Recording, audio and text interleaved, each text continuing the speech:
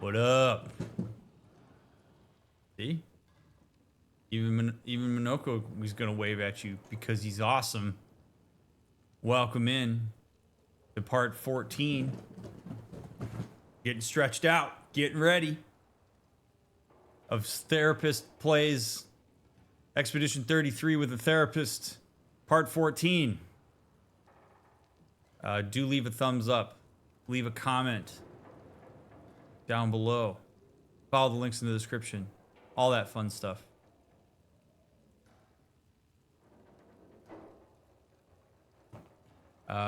Thanks for continuing to keep your comments spoiler free. And I hope you continue to enjoy this as much as I am. I'm excited to see where we're going to go today. So let's see what happens here.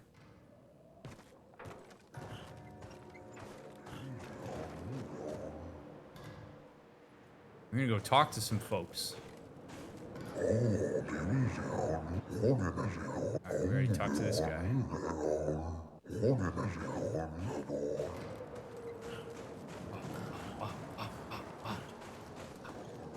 These guys are cool. Oh, look at that guy. That guy's got a little French beret on.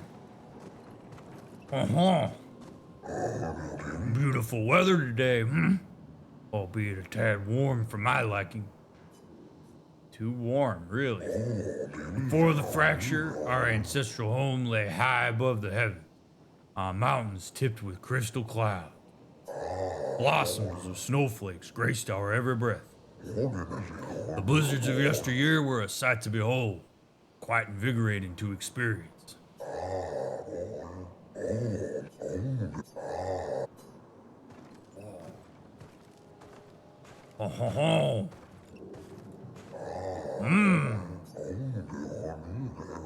You're not a lady. What?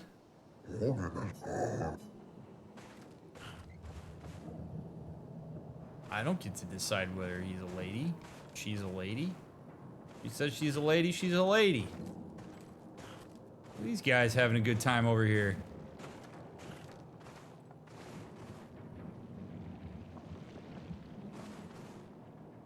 Yeah. The Grinders lived peaceful lives before the Paintress emerged. The three great Grinders tribes were renowned for the artistry of their discourse. We too once had grand arenas like the Gestrals, but within our arenas, eloquence landed the killing blows. I still remember the excitement of the oratory games. Every 4 years, the greatest minds came together to demonstrate their mastery over the spoken word. The debates were fierce and lengthy. I recall one bout that lasted 96 hours. You still hold these games? Not as they once were, for the three great grandest tribes no longer exist. We are all that remain. But the games were not simply a competition between us. They were a celebration, a chance to come together. And that spirit we continue to honor. These days, our debates are more humble in nature, but that allows for a more intimate competitive environment. We have faced many challenges since the fracture, but our traditions live on in one form or another. Nice.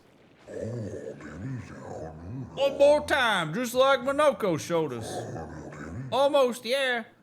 Swinging more like this. Oh, my achy bones. Oh, yes, you young folk have swayed my views. We must adopt the Gestral way. Alas, though my mind is in agreement, my body is recalcitrant. Forgive these old bones. Let me try once more. I don't know why these guys have southern drip in their, the southern molasses coming out of their mouths, but that's what we're going with.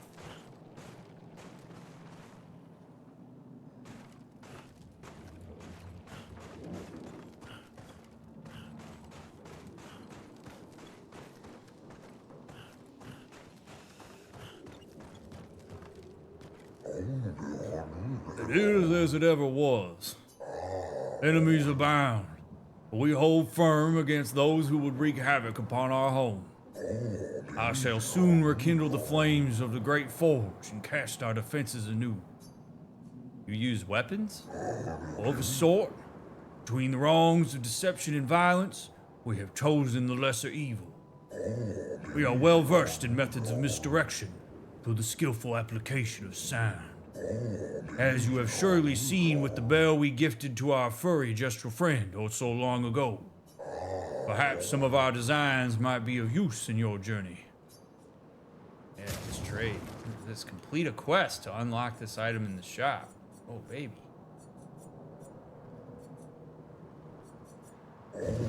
Perhaps we can help each other. I am developing something that will greatly increase our chances of survival and will undoubtedly aid you in battle as well. I require one final ingredient, the eternal ice, a type of ice that never melts. You can find some not far from here within the depths of the glacial mountain. Retrieve the eternal ice, and for a fair price, I will use it to augment your defenses. What say you? That is an enticing offer. I must warn you, the path to Frozen Hearts will not be easy. Many threats await you there. So I wish you good luck. To be honest, it's fun doing that voice. I really hope we run into more of these guys, because I really enjoy doing those voices.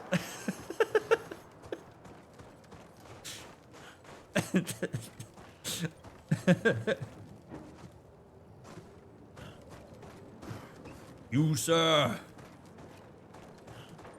My name's Hoagie. I can clear the snow and I can clear the rubble, but this is too much.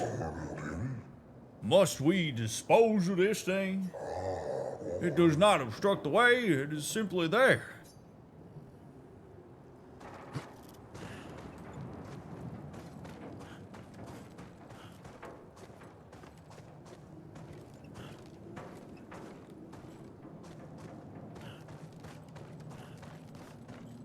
Can you lay down, please? Can you lay down? I would love it if you did not bite my keyboard. Thank you. Much appreciated. I love it. Don't.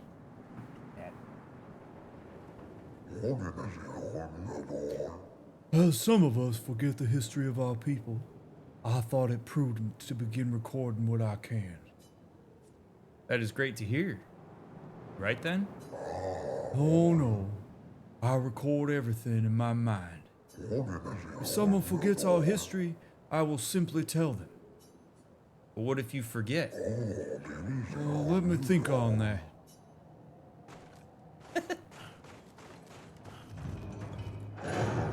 I remember sculpting this statue. I must say, looking back now, why did we all sculpt the same thing? You do not remember? There was a time when the tribes sought to compete in a different manner than through eloquence battles. So we did this.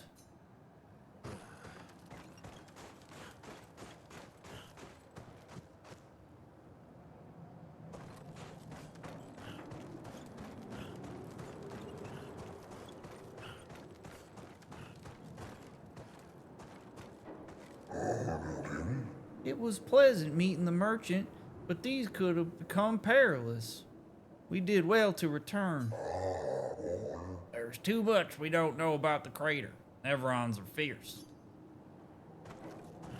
Yeah, they are. These guys are cool, man. I really like them. They kind of remind me of Gorons.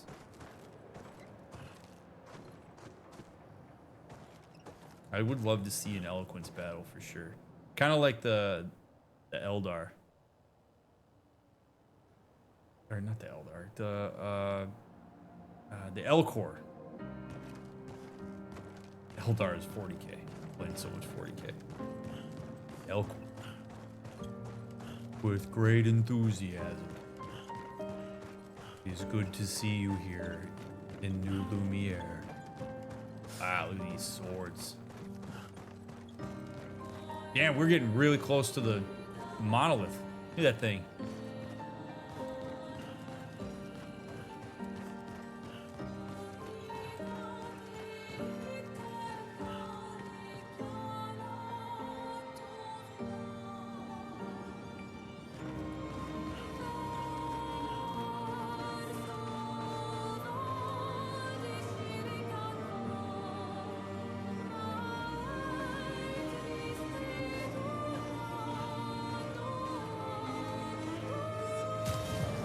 question is, did I...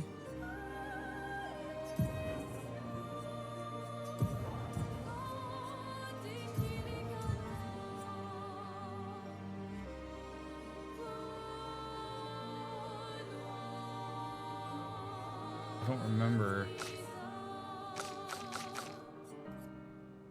if I actually leveled him up.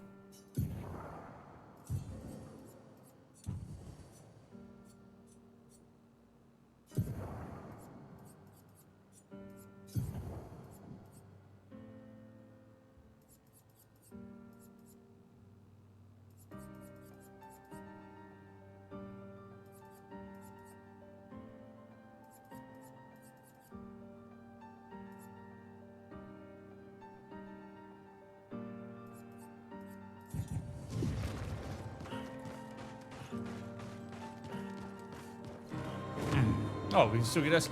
Perfect. Just to be safe.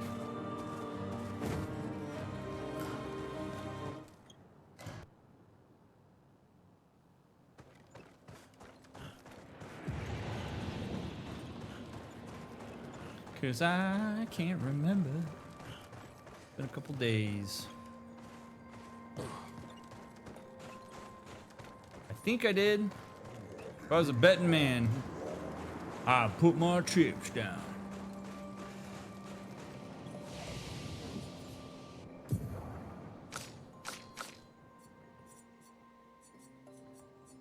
Oh yeah, he unlocks his skills in kind of an interesting way. Aha!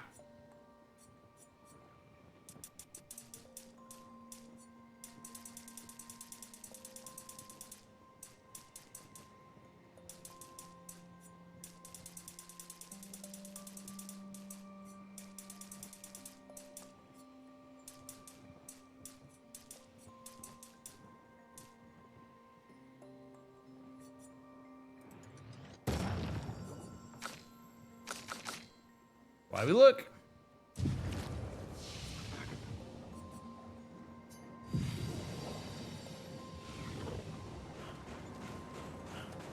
That would have made for a brutal fight. All right, let's take a look at my Pictos too, because take 50% less damage but can't be healed.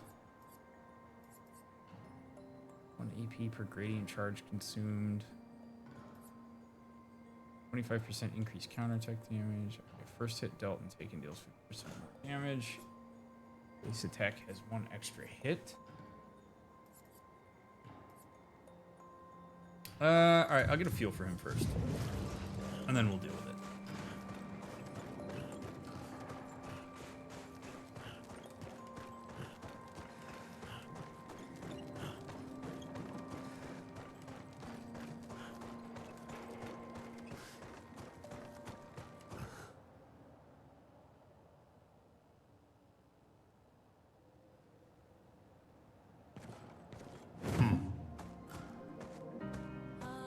Don't run with SKA. This is how he walks. Yeah, what's up? What up, Nevrons? It's your boy SKA. Strutting up in style. Yeah, yeah, yeah, yeah, yeah, yeah, yeah. What a boss.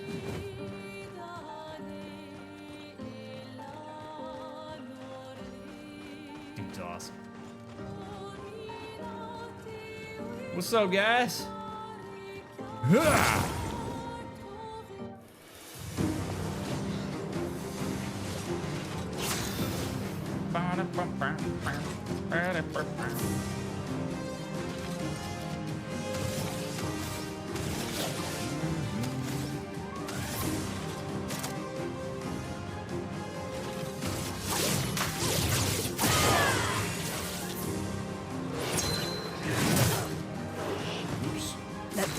All right, get your head in the game, Ryan.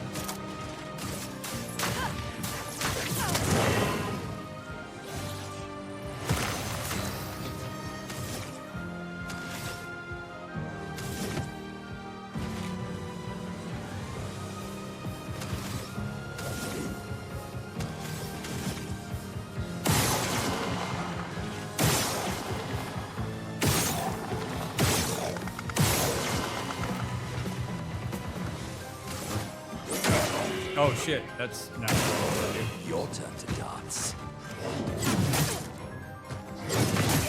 Whoa, timing off tonight. Goddamn. Guard up.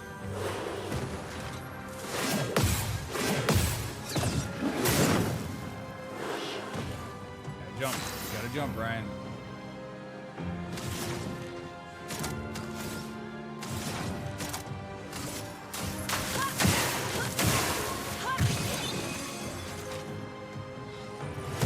My, what a lovely beat.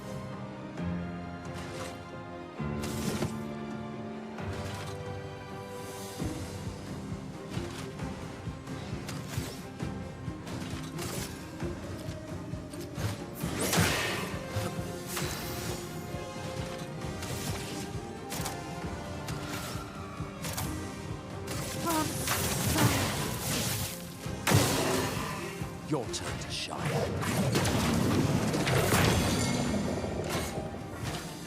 Oh my god, dude. It's like I didn't warm up. Oh, good. Let us stain them. Alright.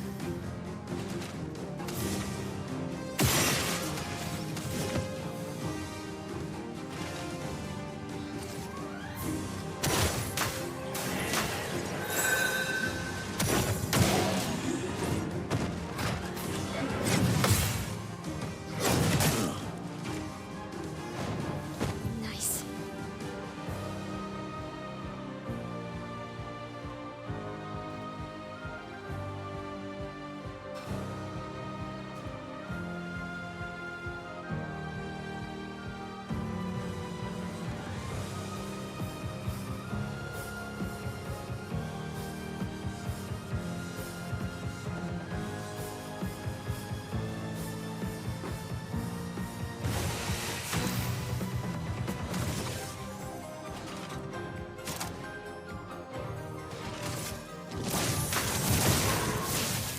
Careful, my elf.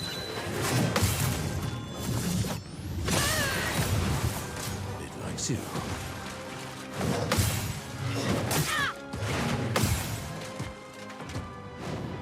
Feeling better.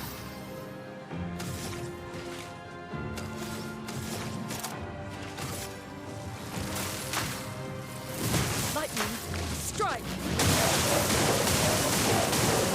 The sweet taste of battle. Yeah, it's going on way longer than I wanted. And break. Strike. There we go.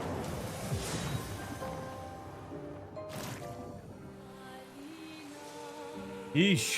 This foot allows Minoko to use a new skill, Reaper Cultist's Foot. Alright, so old Lumiere.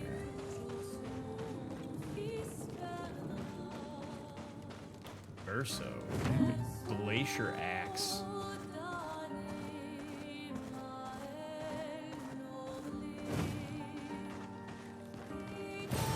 An advantage.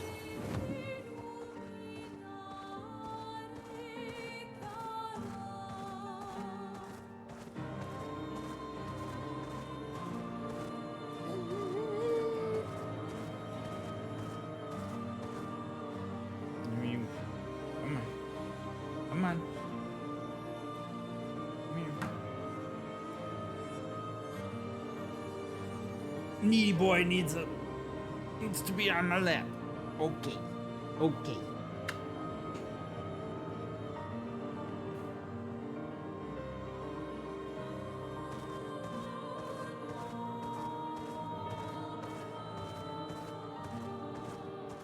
Okay, so I'm like back in the commons area here.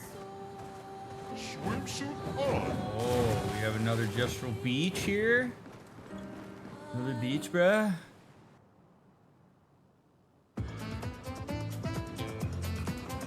Oh yeah.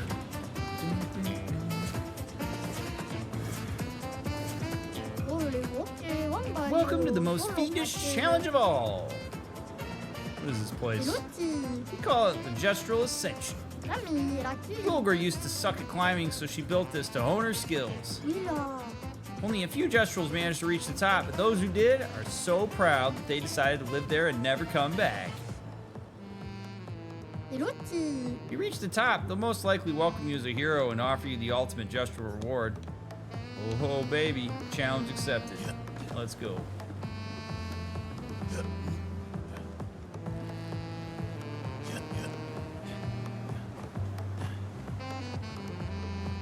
You have to go step by step here.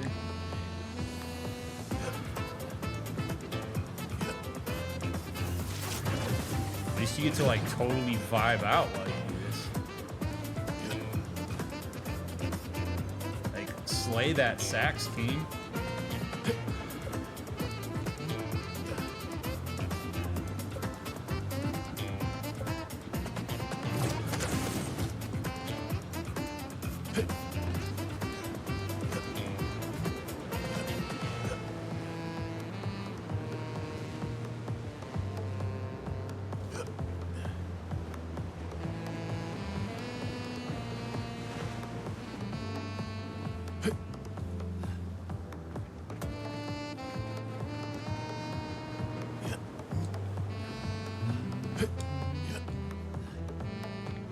Like, isn't there a game that's like this where you have to like climb this like huge amount of stuff? But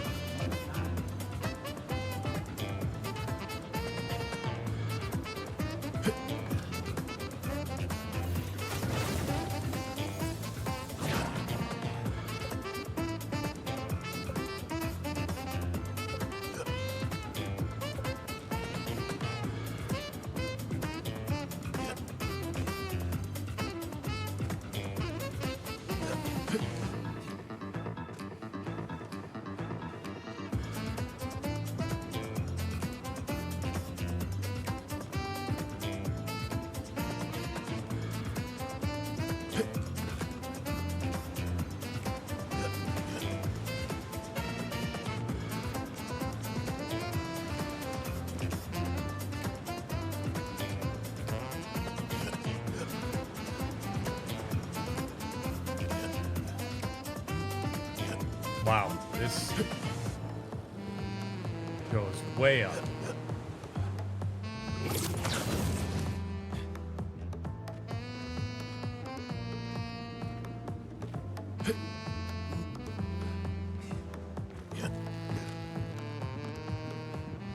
Hey, let's take all the assets from the game and let's just like chuck them into a giant pile. I respect it. Oh, you don't go up here.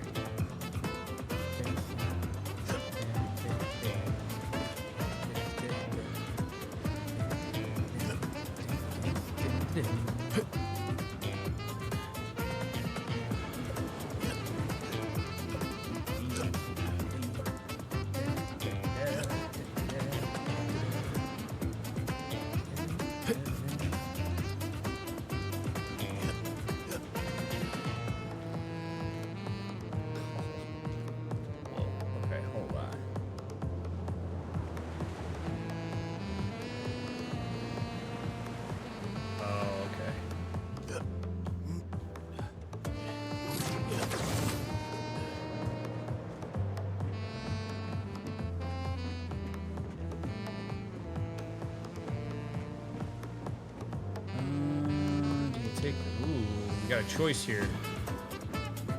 We take the couches, or do we take the bongos?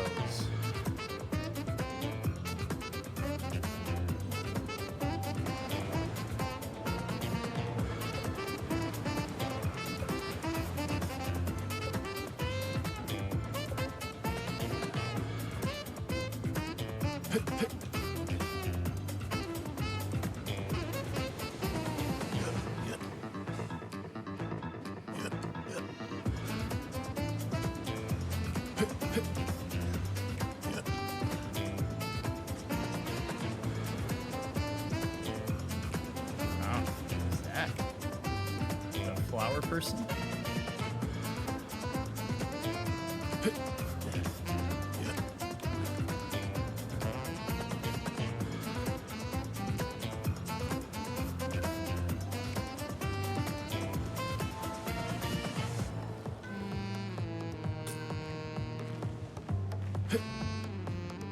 Really? Oh man. Okay. Wow. Yeah. Thought I could make that. That's...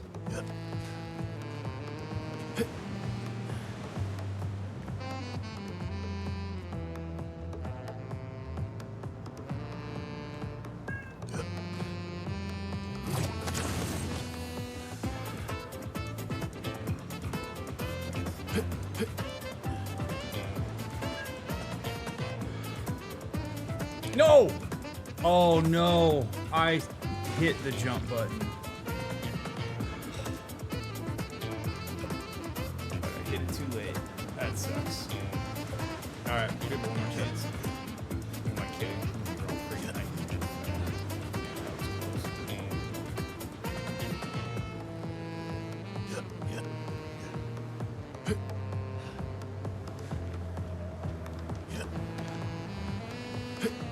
Now I have to do is be careful not to rush this because what happens is it's like Dark Souls.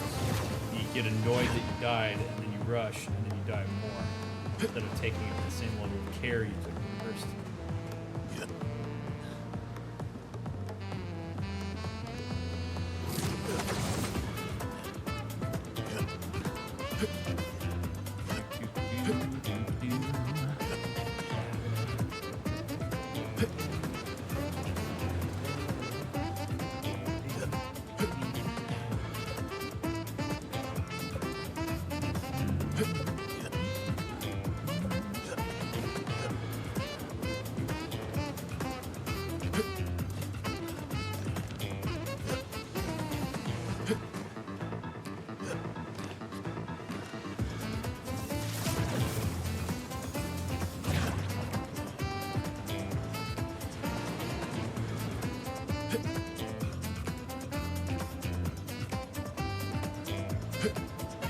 Be cool if I could use Minoko and have like monkey skills.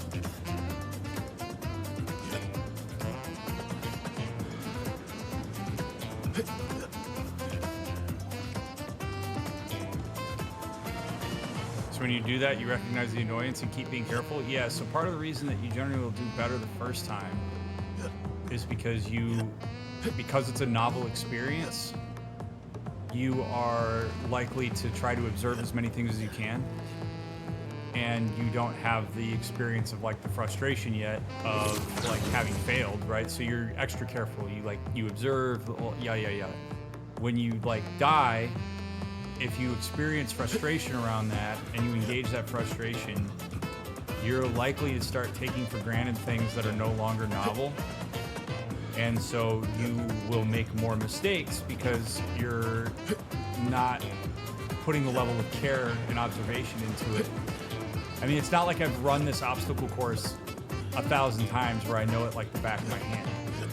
So what I have to do is sort of like be mindful that my frustration is likely to cloud my judgment, or I might choose to rush something out of frustration rather than like, by wanting to save time, I end up shooting myself in the foot. Like, the reality is, this is going to take a while no matter what. And so trying to make it go faster just because I failed isn't going to actually help me here.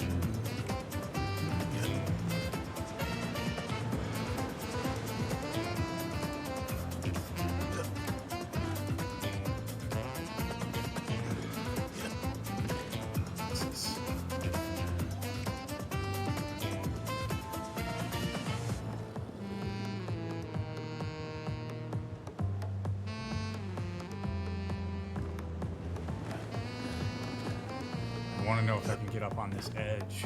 I'm kind of afraid of... Okay, there we go.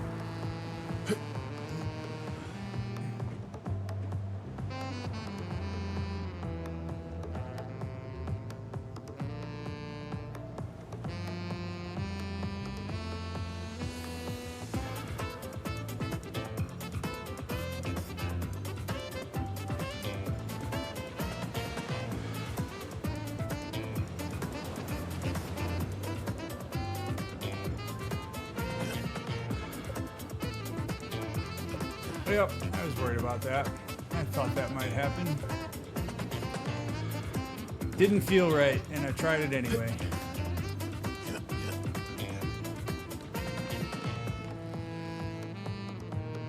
Y'all, come on. Let me figure this shit out.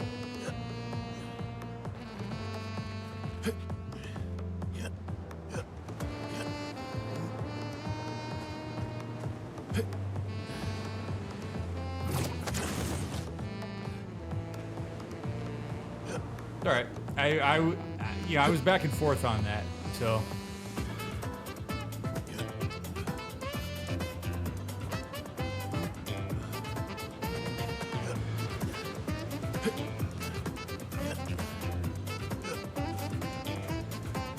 I will say I don't like this.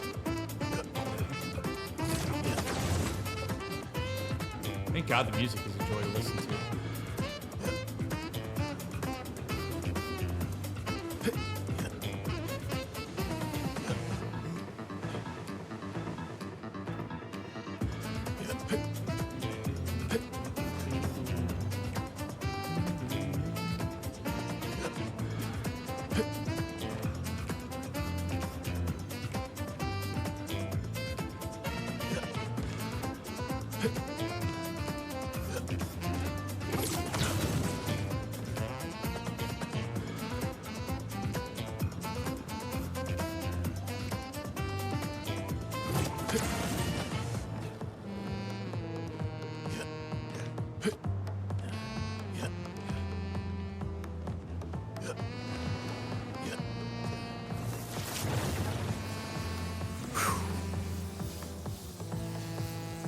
I'm sure somebody's probably speedrun this by now. Alright, so that's not the way. That way doesn't look like the way either.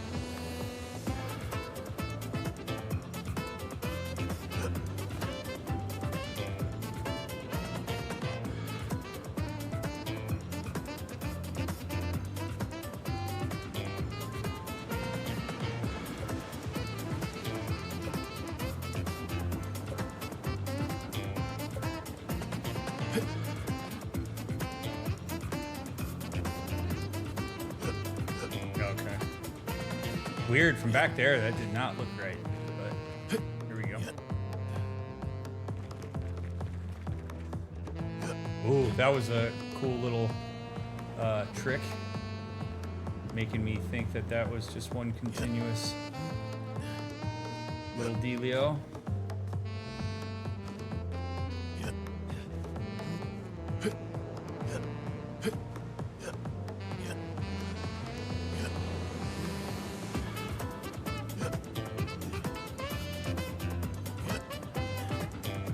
This must have been very fun to create.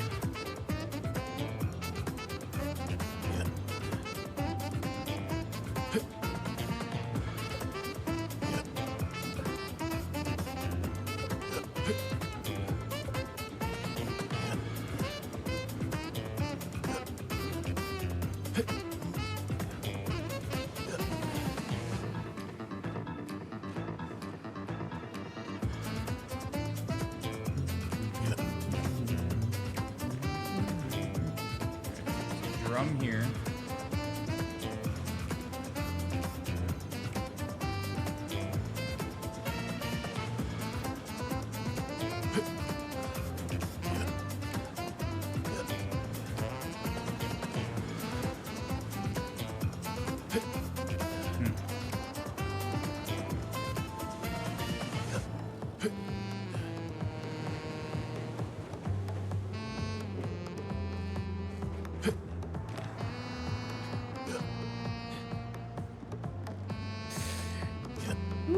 God. One step at a time, man.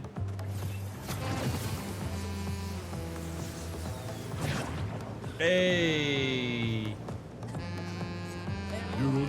Live the dream with us now. You made it. You're cool too.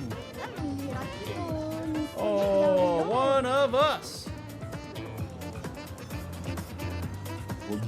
Nice to see some new faces. Alright, now. My gamer senses are tingling here.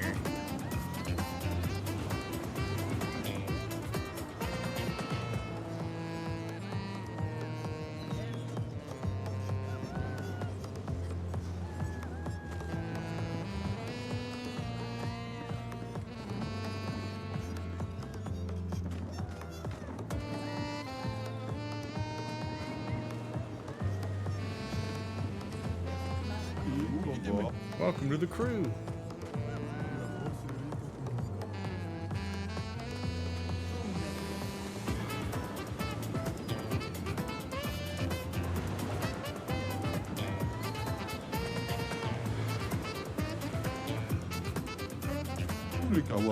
Oh, really? An expedition? I certainly wasn't expecting that. But your presence here is proof that you climbed the tower like all of us here. You can live here with us now, forever. Actually, we can't really do that. Oh. Well then, as a souvenir, take this. This is the ultimate gestural uniform. Wear it with pride. You're one of us now. Is that a Minoko?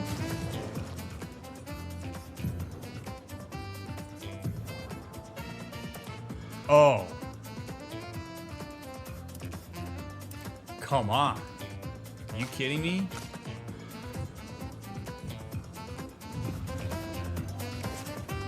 Oh, buddy. Yes, sir.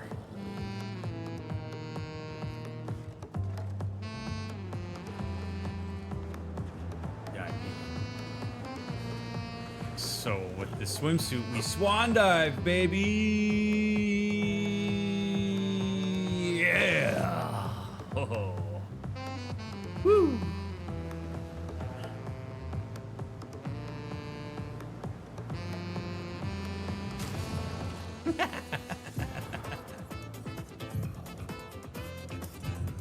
Great.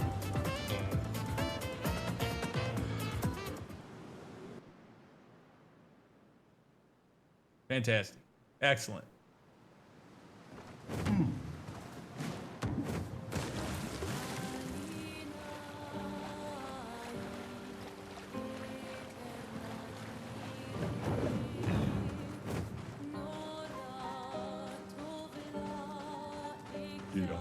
Oh, you humans care for a good deal?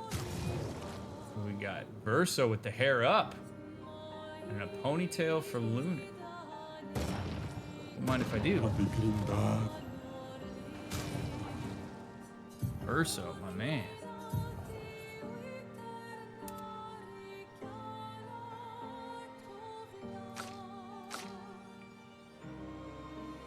I like Verso with the hair up. I like Mune with the hair up too. Yep. Yes.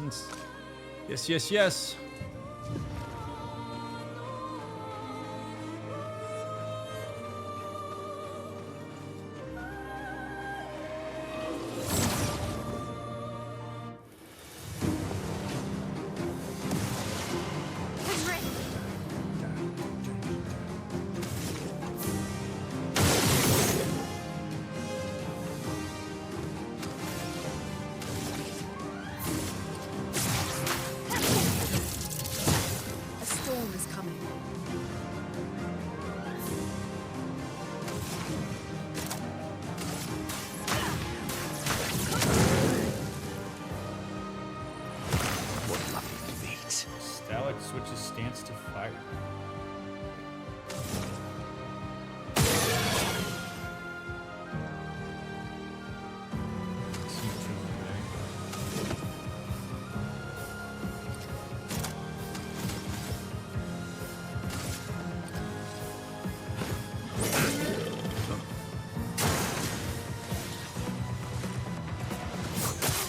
Whoa, whoa, whoa. Okay, timing. It likes you.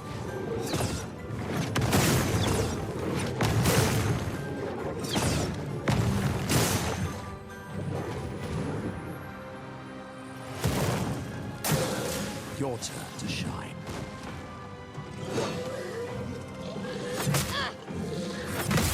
Boy, I am way off tonight.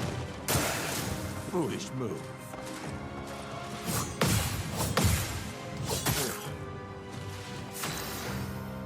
Jeez.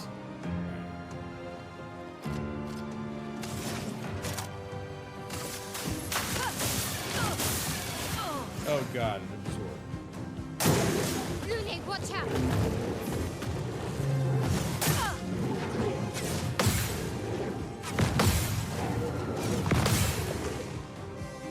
The sweet taste of battle.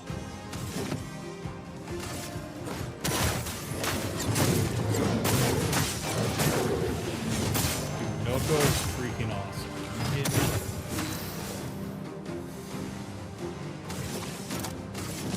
On fire! Minoko, parry!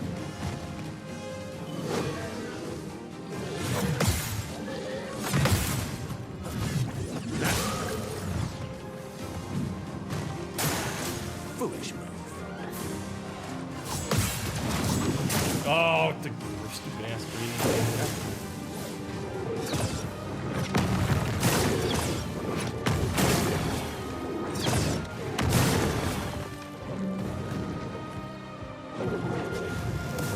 Heating up. Ooh. Whoa. Whoa, whoa, whoa.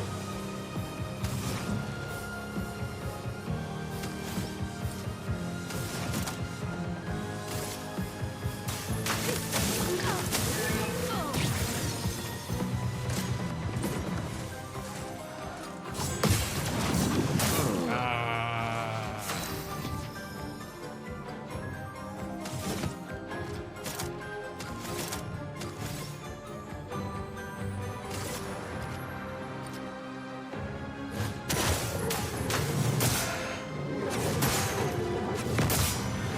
Jeez. On guard!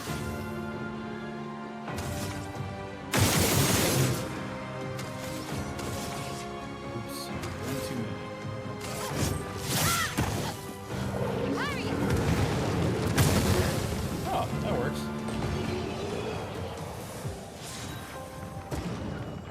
It's just wild that that's 53,000. When the ice dude was like 180,000. Alright. Weapon upgrade. Wow, that's a huge upgrade. Take it. We will take it. What's going on here?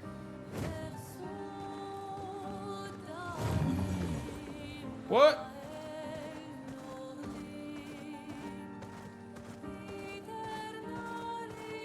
Come on. You gonna hit me with some fast travel shit here?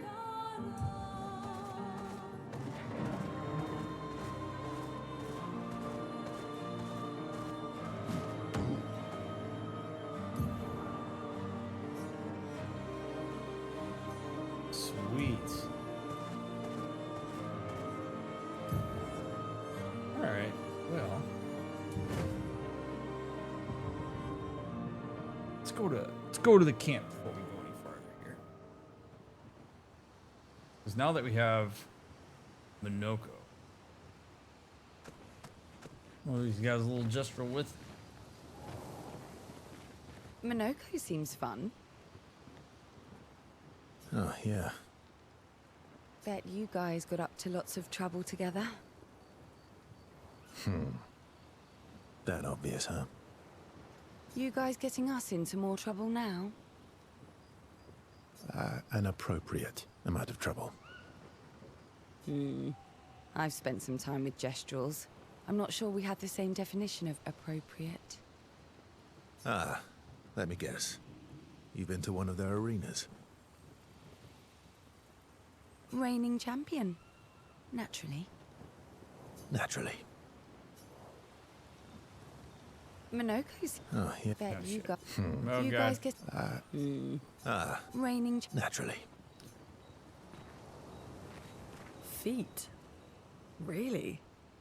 Don't worry. He's not interested in human feet. And the bell? A gift from the Grandis. Amazing. I wonder if we can achieve something similar. I'll stick to my swords. I'm not too keen on turning into a Nevron.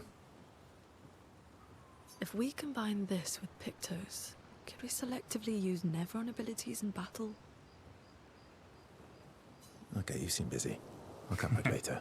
You want to spend time with Lune? Sure. Verso approaches Lune. He can see that she wants to ask him more questions. I've been wondering, why stay on the continent alone? Why not return to Lumiere? I did. I went back. Helped with the rebuild. After the fracture, we didn't have anything. Food, shelter, none of it. Things must have been chaotic then. Nothing like the end of the world to bring out the best and worst in us. I almost miss those times. You know the dome shield? My father and I helped build that. Oh. Why'd you leave then? Those early expeditions, they were search and rescue. We didn't know about the Paintress then. We just wanted to find our loved ones. Like my mother. I see. But this time, you didn't go back. People didn't trust me. Guess I'm hard to trust.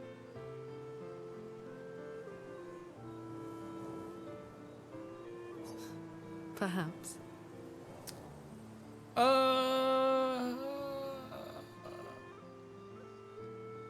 It's okay. It's interesting. First one's kind of a small little thing.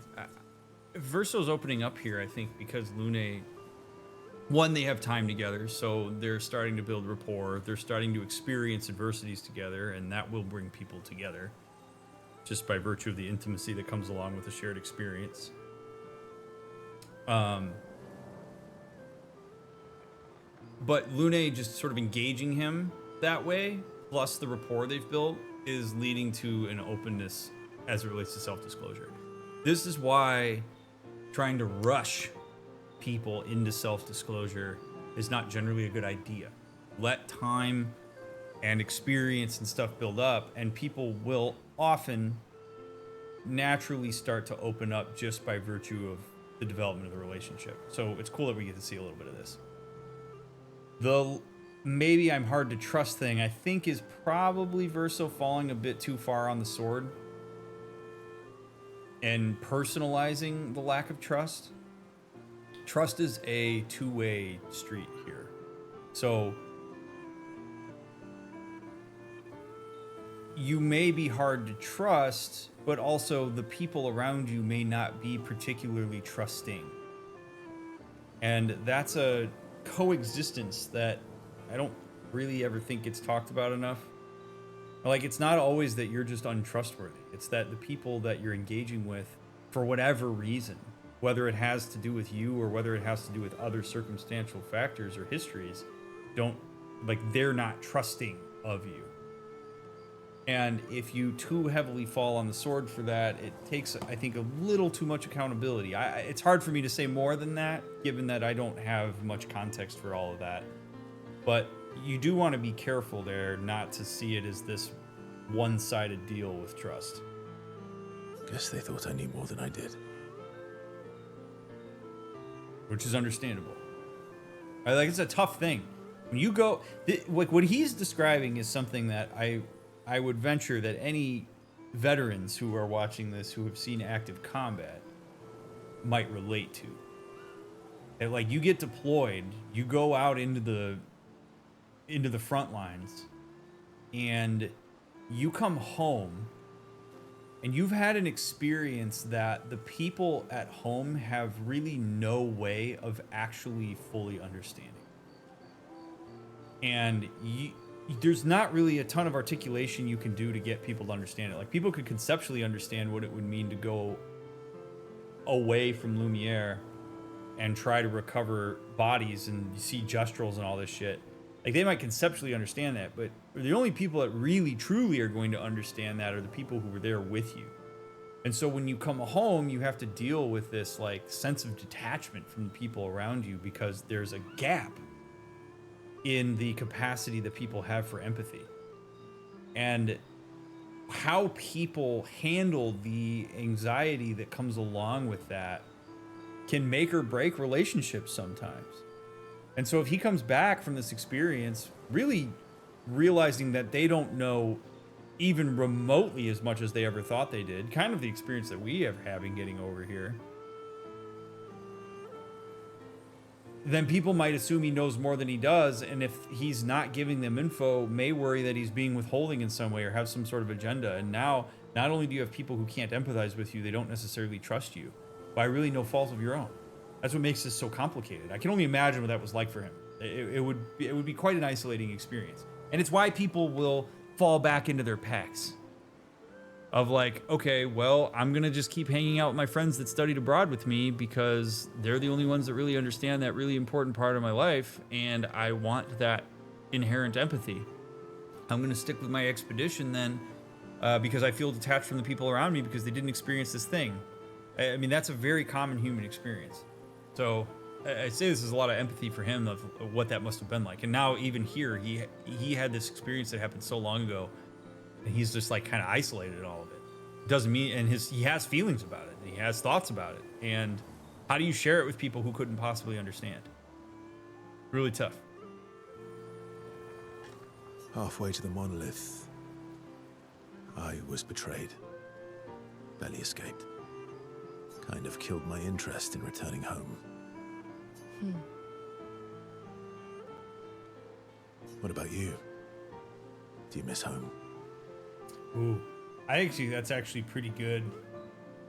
That I'm sure. Oh, Lune, follow up. I actually think it's good that she did something that folks who really want people to open up will do when people start to open up is they will pounce on it. And I am a big believer that pacing on intimacy is very important. So Verso has already said more than I would have expected him to say. And I think Lune can slow play that a bit. Not because of a lack of interest, right? She gave him sort of a verbal nod around that of like, okay, interesting. She could ask the follow-up of like, well, who betrayed you? And I think if she was to do that, you don't want to bring a huge amount of energy and enthusiasm to that. Like, oh my God, tell me all about that. I think if you're going to do it, it has to be like, really, like you were betrayed, like what happened? And the pacing of that is important. I think it is also perfectly okay to acknowledge that. You're like, wow, okay. I don't need to prod that because he's already showing a desire to open up to me, and then let him, if he just kind of sits there silently, maybe you ask, but then he said, what about you? Do you miss home? I don't think we have to go back to it. I'm not saying there's like a perfect 100% right way to do this, but I do think that Lune not following up on that is okay. It also seems like Lune has more of an interest in some of the general stuff rather than in Verso as like a person. Like she inquires with him because she wants to learn more from a topical sense as opposed to more about you specifically. At least that's what it seems like. So it also makes sense to me that she wouldn't go there because she probably cares more about the context sitting around that betrayal than anything else. But I bring this up because I think the pacing of intimacy building is an important component of it.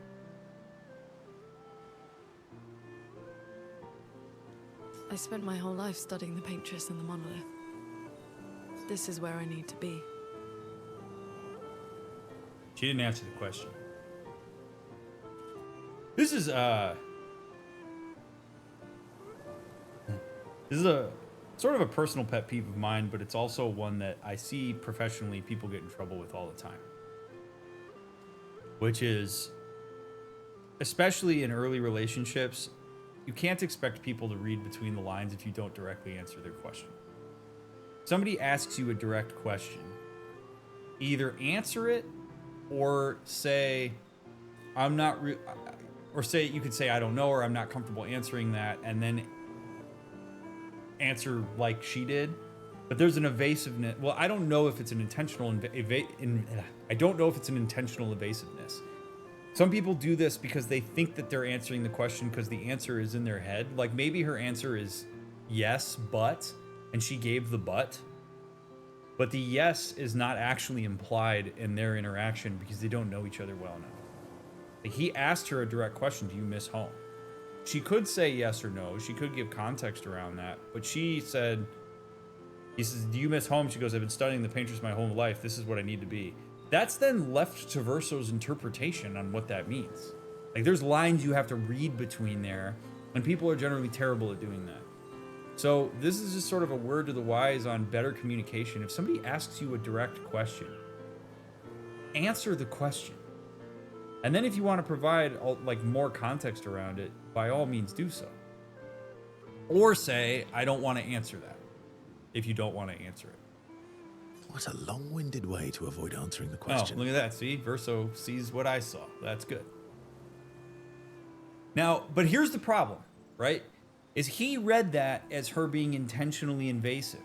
Or, intentionally evasive. Those are two words that are tough to put together, apparently.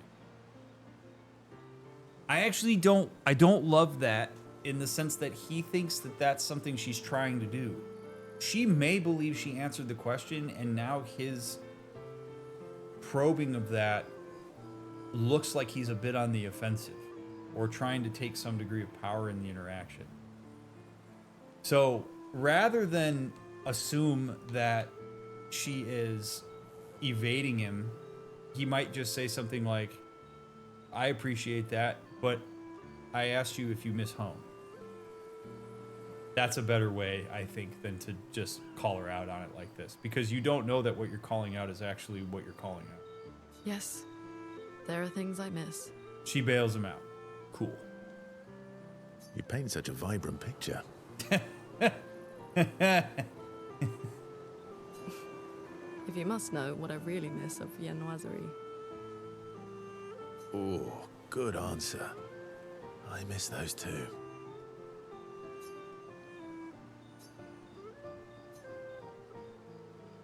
What? I enjoyed this conversation. High praise. Lune feels more relaxed in Verso's presence. She appreciates that Verso has shared actual useful information. Yeah, I mean, it's all about utility.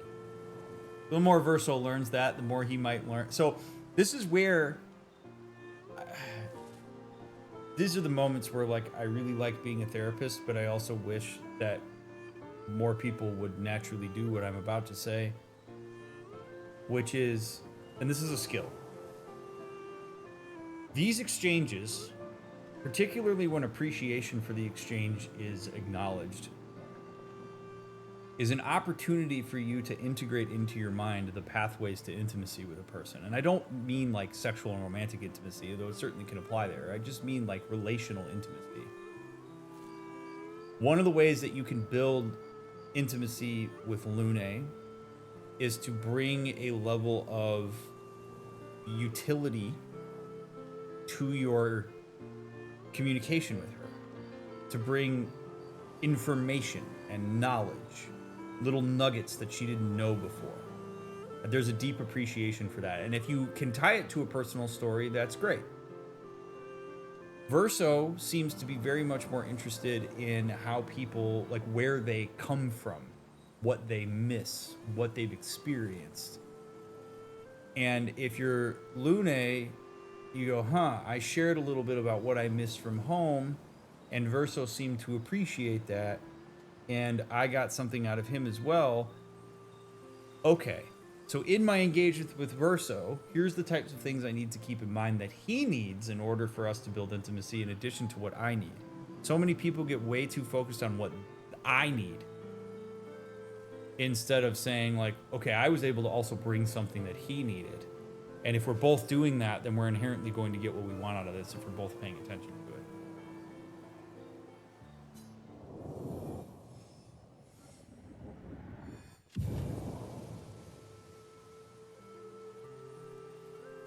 Lune becomes lost in thought, reflecting on the information Verso shared. Verso feels ignored and goes back to the others. I'm not surprised that that's his experience. That's okay. I don't think it's a bad thing. Because again, I think it's okay that Lune slow played that. If Verso is wanting more from Lune in that, then that will come out eventually. But I don't think that he's necessarily like entitled to have people pry him if that's what he's needing. He could share more information voluntarily if he wanted to. Interactions are tricky, man. And I just want to preempt, because I can already sense that there may be a comment or two about like how I'm analyzing it. I just use these for illustrative purposes to talk about various dynamics. Like, I'm not trying to suggest that there is a 100% proper pathway of communication that people have to take at all times in every given context. There are just multiple ways that you can approach these scenarios. And I think it's interesting to talk about. Because it's like, what do you pay attention to in an interaction? What are you looking for? What's the process? So many people focus on what is said instead of how it's said and what the flow and the like series of operations around communication is. And I think when you can get into more of the process of communication, you're going to find more patterns that are actually useful for you than just paying attention to like what was said. So. The Grandis is so gentle. Who's going to protect them while Monoko's gone? They can take care of themselves. Really? They've got their bells. Don't worry. What do the bells do? Ringing the bells makes the Nevrons flee. Although, it only works on Nevrons with ears, so not every Nevron. Well, now I'm worried. Yeah. Actually, me too. You want to spend time with Mael? Yeah.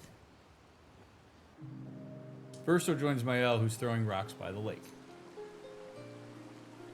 Throwing rocks again.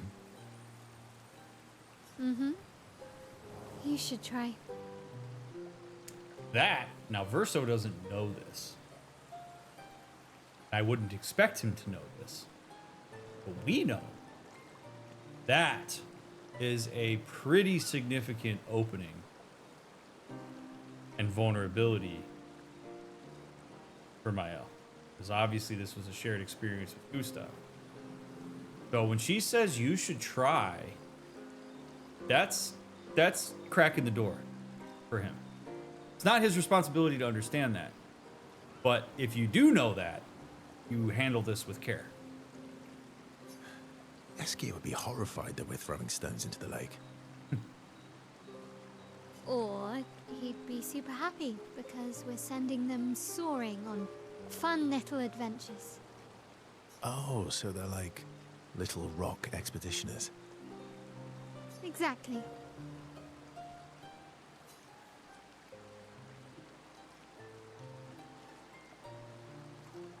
Would that make you the paintress, or would that make you Lumiere? Ooh, would that make you the paintress? Is a really complicated question.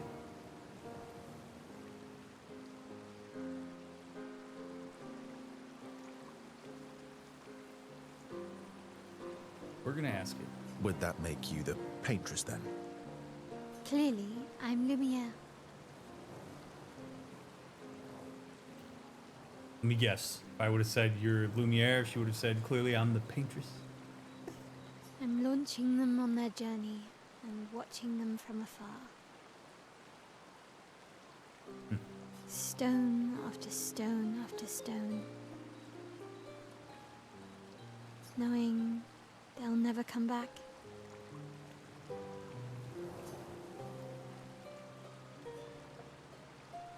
Oh, she... I would have loved this to just say poetic. The whole kind of depressing for a 16-year-old ruins that statement entirely. Like, there is absolutely no reason to say that. Unless you want to be condescending to a 16-year-old who has just shared with you a metaphor that is deeply important to her lived experience. So, absolutely not. Now, if you just acknowledge that as poetic, I probably would have chosen it. So, but because it's written that way, we are gonna talk about teenagers for a minute. A topic that I always find fascinating because adults often love to conveniently forget when they were teenagers, when they interact with teenagers. Teenagers feel in a much more raw way oftentimes than even like adults do. They're like the raw image, and then adults become the half-baked JPEG that has gotten circulated through the internet a million times and is nowhere even close to as like clear and vibrant as the original raw photo was. And it's because for so many teenagers, they're still experiencing novelty in their emotions. Their brains, their prefrontal cortex is still developing. So all the cool, fun abstractions that adults have are things that teenagers kind of have, but they don't actually biologically possess the ability of foresight and context and all these sorts of abstract things that adults do. And adults will often get frustrated by that because they see teenagers as these like emotional basket cases. But that's because you have to be. It's why when you're a teenager, if you go through a breakup, it feels like the worst thing you've ever gone through in your life, because it is. In the same way that when you are a 2-year-old and you step on a Lego for the first time and you cry because that's the most painful thing you've ever experienced in your life, it's because it is the most painful thing you've ever experienced in your life. Teenagers do not have the benefit of relativity in the same way that adults do. When you're an adult and you're, 37 years old and you go through your 7th breakup, that breakup is relative to other breakups. So the novelty of the emotion of that is going to be a lot more subjective and related to that specific instance, but it's something that you've experienced before, so it's not going to be as big. And then you couple that with a prefrontal cortex that allows you to make a whole lot more abstract meaning out of it and put that in context, and you will often see how we get to more of that half-baked JPEG. Whereas a teenager doesn't have that relativity of experience. Now, Mael is in an interesting space because death is something, and grief is, she's not experiencing this for the first time. And that is probably part of why this is so complicated for her, because losing Gustav is huge, but losing someone is not novel anymore. And so there's this like dissonance almost between I'm profoundly sad that I've lost Gustav. I hate the death, but I've also I've somewhat habituated to it. And so now I'm at a point where I can create these metaphors for this entire experience because I have so much experience with it at 16 that like I'm able to engage this sort of poetic metaphor. So if you're Verso and you come back at her and you go, that's depressing for a 16-year-old, no, it's not. That's dismissive of the 16-year-old experience, not just for Mael and her specific context, but really across the board. You feel things deeply as a teenager, and you haven't yet learned what emotional management is like. You start shooting from the hip. Emotional management is a skill. It's something that people develop over time.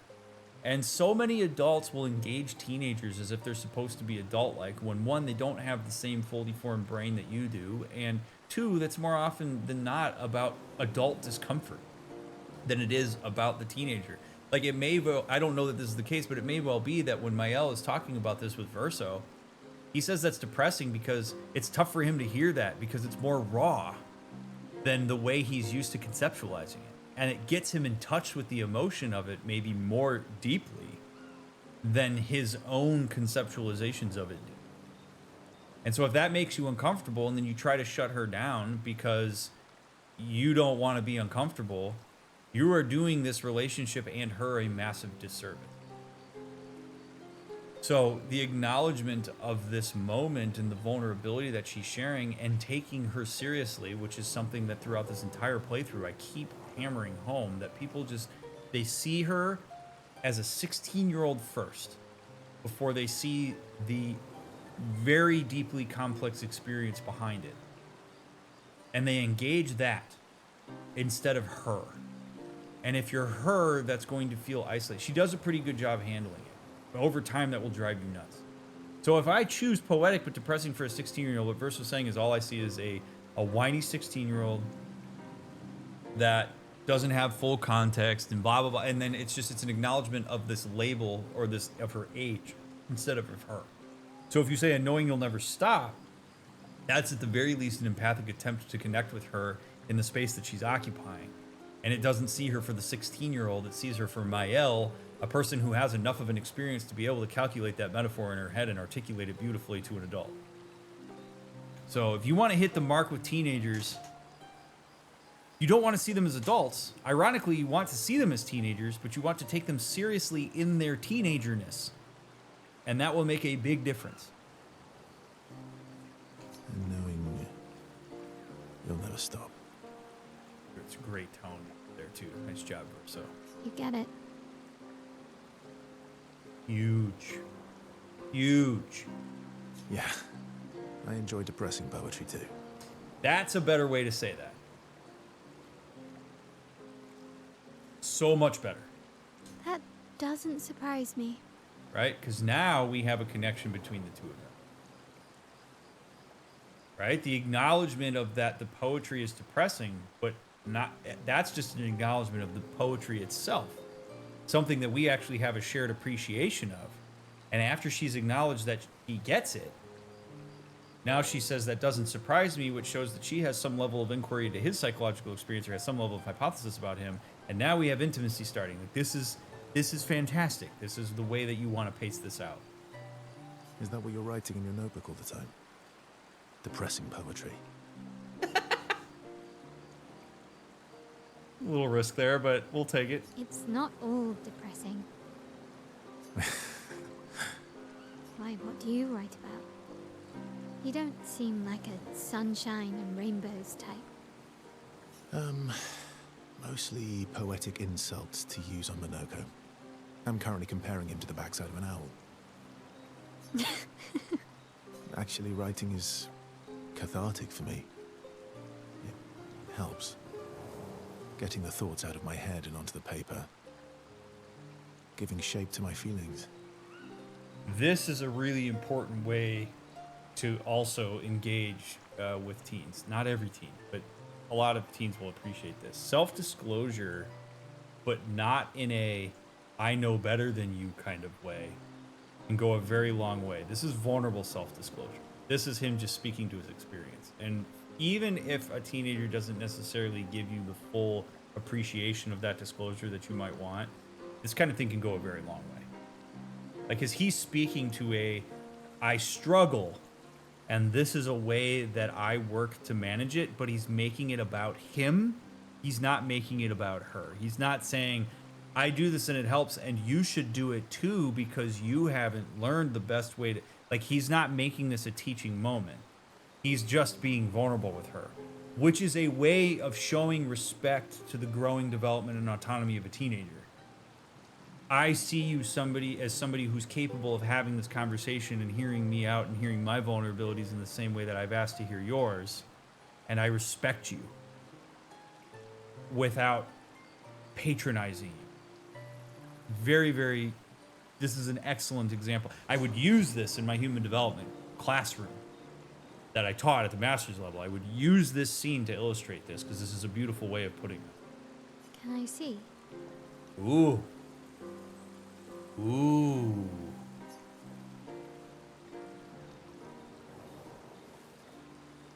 Now, he's within his right to say no to this, just to be clear. If he was not comfortable with her reading that and said, hey, I appreciate that you want to see it, but they're very private for me and I don't really want to share them with you right now or ever, that is perfectly okay for him to say, even if it disappoints her. She's not entitled to that just because she made the request. That said, if he wants to have a growing, budding relationship with her and can see that request as one of vulnerability and is open to her seeing it, it could be a really great way to build a relationship with her. Now, I actually don't like either of these choices because whoa, kind of a personal request there is that's sort of a punishment for her inquiry. There's nothing actually wrong with her inquiry. You can be nice in the way that you say no. There's a common misconception about boundaries. You don't always have to be mean when you set boundaries. You can nicely set them. Like you can say, I'm not comfortable with that because that would be a bit too personal for me, rather than blaming her for the personal request. But I don't really love this response. Also saying, do I get to read yours? I don't really love that either, because I think that's better as a statement than it is a question. I'm nitpicking here, but I think it would be better if he was like, I would be comfortable sharing it if you let me read a couple things that you've written. I'll let you pick. But if we're going to go that deep, this should be a mutual thing. I think it's a fair request and again shows respect for her. So I'm going to sort of headcanon that that's what this question is trying to accomplish here by saying, do I get to read yours? Because I really don't like the defensive tone to this. Would there be a way to build a budding relationship if he chose not to share his writings yet? Yeah, oh, absolutely. He can acknowledge the vulnerability in that request. He can acknowledge that that's something that's important to her. He doesn't have to shut it down. So like he could say, Mael, I really appreciate that you and I are getting to know each other. And I also appreciate that you want to read what I've written. That's a very personal thing for me that I don't really like to share. It's not really about you. It's about the fact that right now I like to keep these things to myself because they're for my catharsis, but I'm happy to talk about my process. I'm happy to talk about the types of things that I write, but I'm not comfortable sharing the writing itself. That's a perfectly okay thing. That doesn't stunt their ability to build intimacy with each other. It sets a boundary gently, but also acknowledges that I value the intent behind your request. And I take it seriously. Do I get to read yours? Mine's kind of personal. So she just did what I said he could have done, which is fine. Well, so is mine. Yeah, but I bet you secretly want people to read it.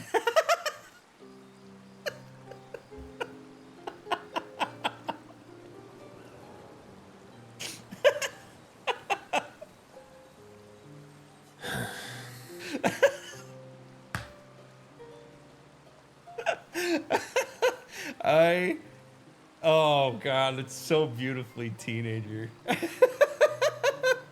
Okay, fine. I'll let you read mine if I get to read yours. If she's gonna dish it to him, I think it's fair to dish it back. I do. I think normally what I would say here is Verso could say to her like, all right, I'll let you.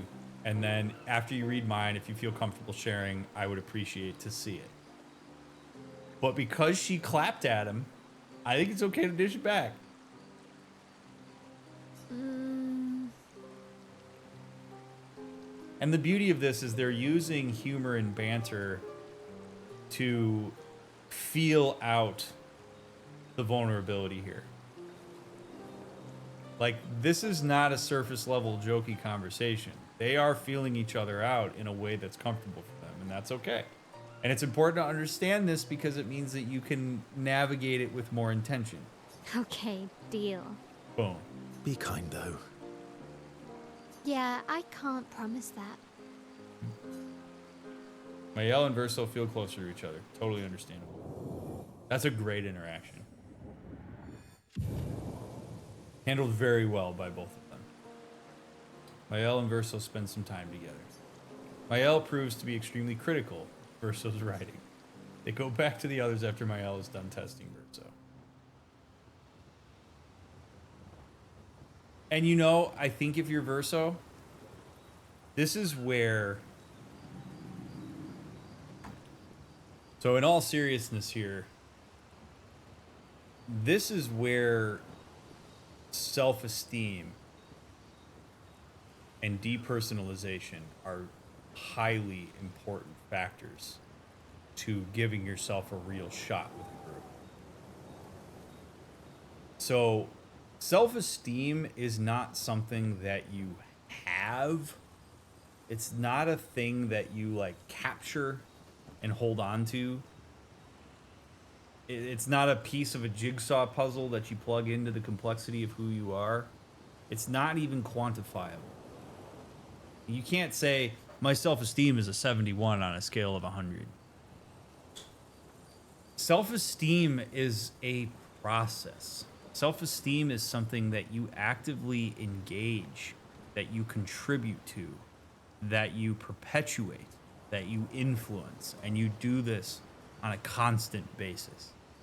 One of the things I strongly dislike about the way that self-esteem is talked about is that people believe it's something that you either have or you don't, or something that you find.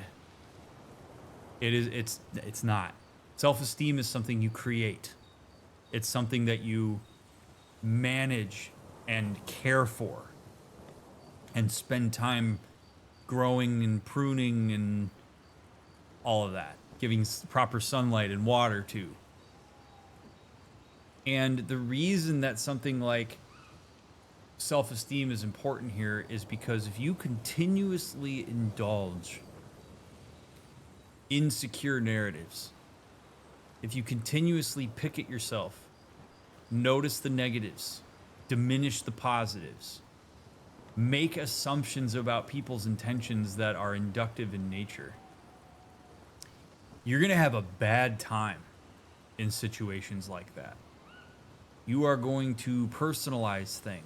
You're going to think that when Mael chips at your journal that it's because you're lame or because you are way too emotional or you're a shitty writer or whatever. You're going to project a whole bunch of shit onto a situation that is not in need of that.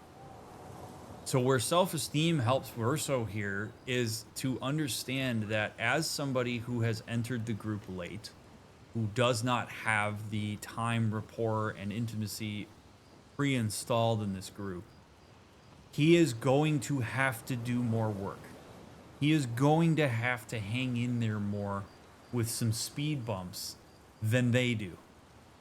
And if he doesn't take it personally, if he instead looks at it as just part of the developmental process of the group, and if I hang in there with Mael and if I show her my journal and she laughs at it and she pokes fun at it, that's the way that I move in. And it doesn't mean that I have to just sit there and take it and get made fun of and be the group whipping boy and the butt of everybody's jokes, but also I need to see some of these processes for what they are, which is that every time I have one of these, it's the group engaging me and letting me come through the membrane.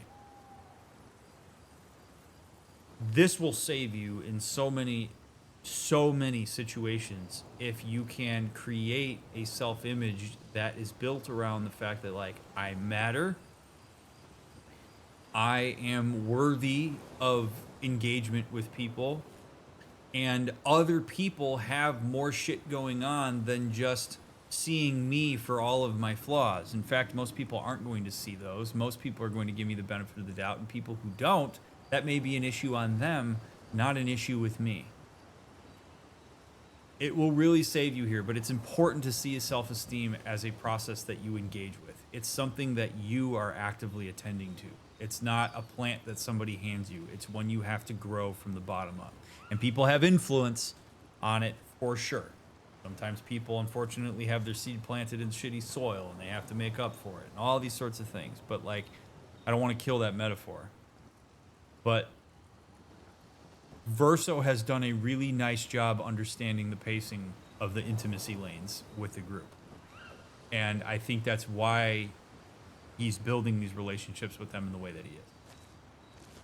He's not engaging a sense of entitlement around it. You get my present? What present? The one I left in your hut. I took a special detour through ancient sanctuary just for you. Oh, I got your note about... But I didn't see a present. What was it? You'll just have to wait and find out. But it's super cool. Silly Patat. Thanks. You want to spend time with Noko? Yeah. Do it.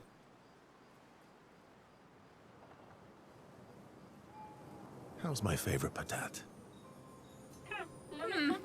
How's my favorite? Not a Patat. Oh, I'm still your favorite, am I? Because you've taken a real shine to my L. Ooh, jealous? You're the one who asked me to make friends. Fair enough. So tell me, Patat to not a Patat. Why are you tagging along? Really? What do you mean? If I'm gonna be the greatest merchant of all time, then I need to find some treasure. I don't believe you. Don't tell Minoko I said this, but you were and still are the greatest searcher of all time. And you know there are more lost Gestrals out there. Why be a merchant? Why go to old Lumiere? Meh. Lots of other searchers now. Just because I'm the greatest of all time doesn't mean I want to do it forever. No? You know this. Forever, the same sucks. True. See? All right, all right. Besides, I need to keep Minoko out of trouble. Minoko's all grown up now. And it's your turn to be the Patat. Eh. So eloquent. Mischievous laugh.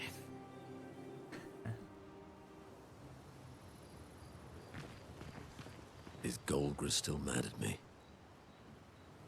What do you think? Well, Golgra helped Noko start his merchant shop. Yeah, but defying Golgra wasn't Noko's idea, was it? Noko would have done the same for me. Noko would have got Golgra on his side first. Bah! It's been 10 years. Golgra needs to get over it.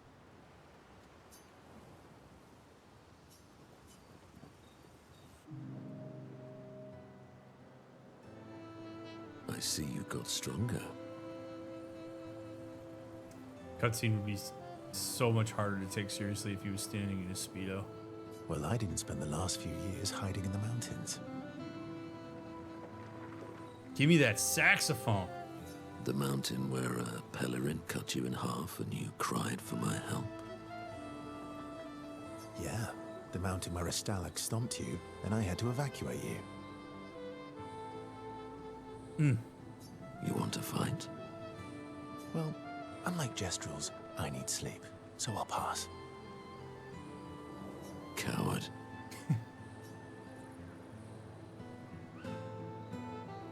Ooh, I'll admit, I'm afraid of you. Good. At least you have become wiser. I've missed our little excursions. Yeah, you do too, I know. Remember our first battle against the duelist? Sure do. We got our asses kicked pretty hard. And this one time we tried to swim to the Red Tree Island and you got eaten by that snake. Oh yeah, it turns out living inside a snake's belly is possible when you're mortal. Carving my way out was a nightmare though.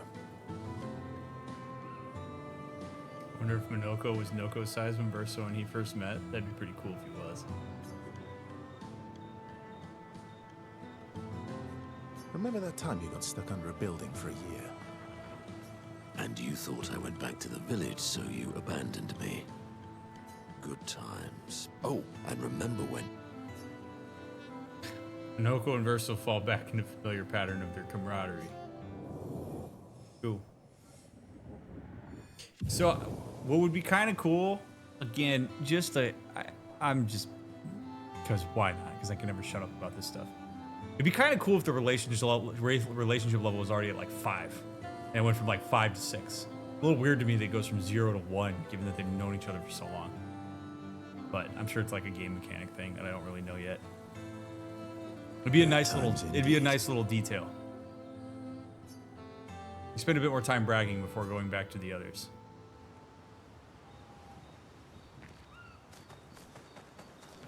Okay. Momo is Momo, and Nono is Nono. Then we've got Lulu, Mai Mai, and Sissy. I don't think they'll like that. You sure you don't want to be Ver?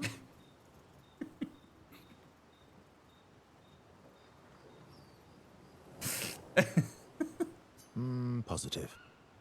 Come on, Verver, lighten up. You want to spend time with Esquier? Abso-freaking-lutely I do. Verso approaches Esquier, who stares intensely at his armband. That armband looks nice.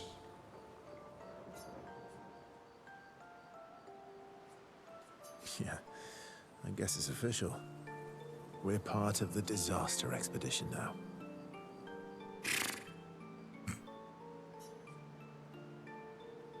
What's up with you? So, you want an armband too? Use your words, Esquier. Just because you're cool doesn't mean that you're immune from having to use your words when you have something that you need or want. Buddy. Maybe. You barely have arms. Not true. Anyway, I want a headband. Your head is humongous. You're gonna need so much cloth. Man, you know, I have to acknowledge a kind of a bias here, and I'm not trying to be like a mood killer, but I know there are people that have this experience, and I want to speak to it, which is, if you're a person like Esquier, it can actually be it can be hard to be serious. There are comedians that have talked about this, that when people start to build a certain expectation of you, that you are kind of goofy and funny and lighthearted and all these sorts of things, when you have something serious to share, what happens is people start to get biased into assuming that like you're all like they basically give your funniness and your derpiness a benefit of the doubt, and it becomes the front of how people assume you're engaging them. So Esquier is really expressing, I feel left out. And even I am sitting here laughing about it because of the way that he's saying it. But you have to catch that. Because if you could catch that and engage him with some seriousness, which Verso is kind of doing, I'm more calling myself out here. You take what he's saying seriously. Like how are you doing with, like, okay, so you really feel left out here. Tell me more about that. Like, what can we do to rectify it? And use a tone that is not one that is of immediate, I'm going to laugh at basically anything you say or do because you're a big goofball that brings levity to all of these situations. That can become a real burden. It can be a very hard veil to pierce through. When you have very legitimate needs that you're trying to communicate seriously and people still like laugh, not even at you, but because they give you the best. It's sort of similar to like this concept of there are certain, you know, people like comedians or celebrities or whatnot sort of get to a point where they can say things that ostensibly aren't actually that funny, but people will find the humor in it because of who said it. Whereas if you took Joe Blow off the street and they said the same thing, not even close to as many people would laugh at it, even if they had the same cadence.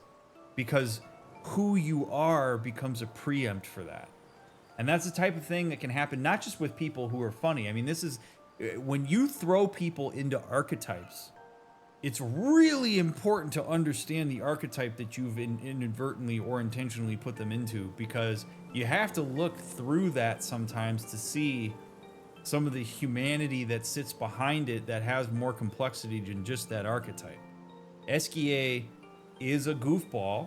He is silly. He does have a very uncanny, unique ability to find levity, but that doesn't mean that he isn't something that, like, he's still somebody who has needs as it relates to the group. I could actually understand him being upset about this because the group got to him first. He literally carries us on his back. He's taken us across the water. Verso showed up second. Verso gets an armband. Esky's like, what about me? I was part of the group first. So I can totally understand why he might be upset and why he might even take that personally and be like, well, what is it about me that I didn't get an armband, but you did? When I helped them cross the water, you just showed up and threw Gustav's arm at him. So Verso being able to catch this, or, you know, any of us, if we were in this situation with a person maybe in your friend group who is usually the funny one, notice these things. Very important. I have a big brain. All right, Monsieur Big Brain. I'll see what I can do. Nice. That tone. Whoever the voice actor is for Verso does a really good job delivering these lines in the way that I would hope he would. Big shout out there. Ben Starr. Well done, Ben Starr. Oh, you got one. Yes. You better not lose this like your stones.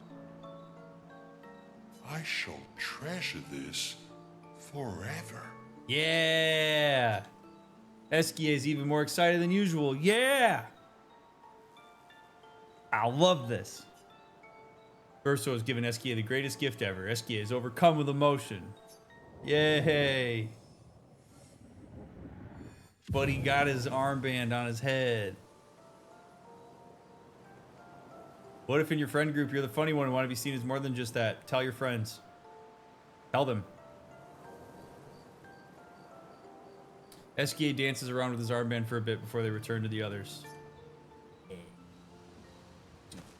I'm so glad we came here because now he has his own. Oh, he's part of the group. So important, man.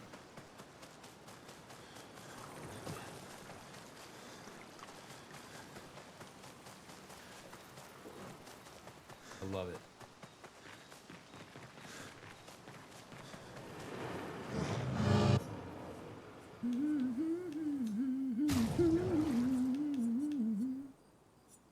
I have to walk alone.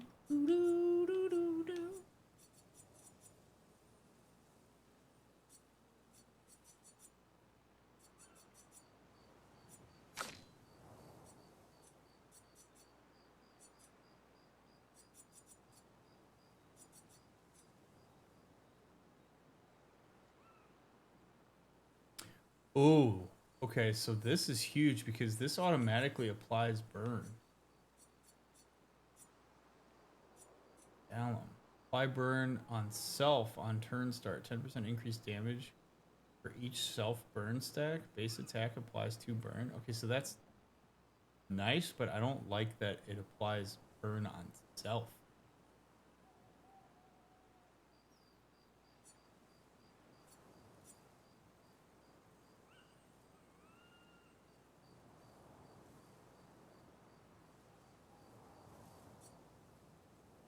But her being with the fire is huge because when you inflict burn, then you can use, but I keep her with Lunate. That's interesting.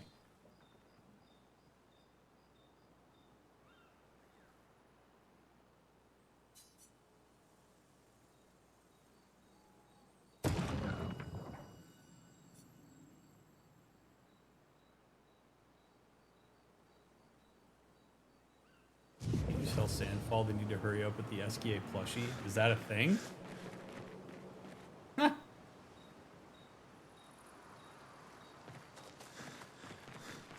That thing's gonna sell out. Where's the paintbrush guy?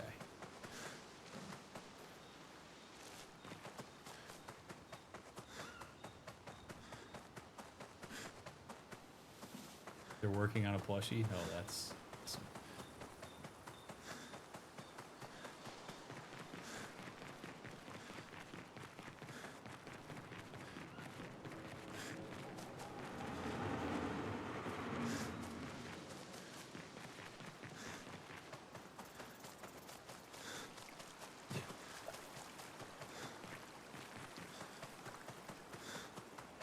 Avemibo. You found some of my kids. Kipatula kima. Should I give you? Sarotaru kikoba. I, Sastro, cook Mina. extraordinaire, developed a trick to break these weirdly textured things. Let me teach it to you. Ooh. Paint spikes can sometimes block your path. You can now destroy them by attacking with RB, revealing hidden paths with unexpected challenges and rewards. That's cool.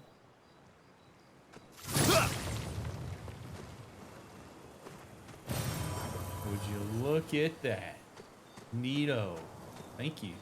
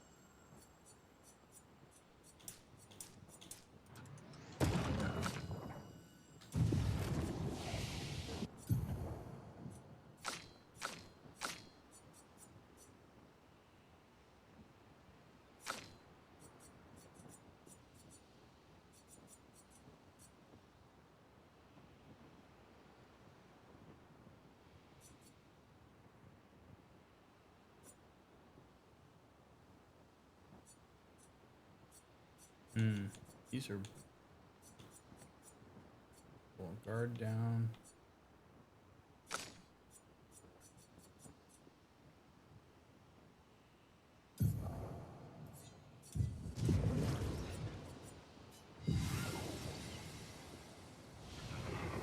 All right, friends. That's going to be it for part 14. Thanks so much for hanging out. It's always great to have you here. Do leave a thumbs up, leave a comment, follow the links, subscribe to the channel, all that fun stuff. I'm very grateful for your engagement on these videos. Share them. Tell people about them. That's the best thing you can do for this channel. And it's free. If you do throw a few bucks my way, thanks for doing that. I am grateful for it. If you're binging, I'll see you right here in the next episode. If you're waiting for the next one to come out, we'll get it out as soon as we can. Appreciate you all immensely. You matter. I will see you on the next one.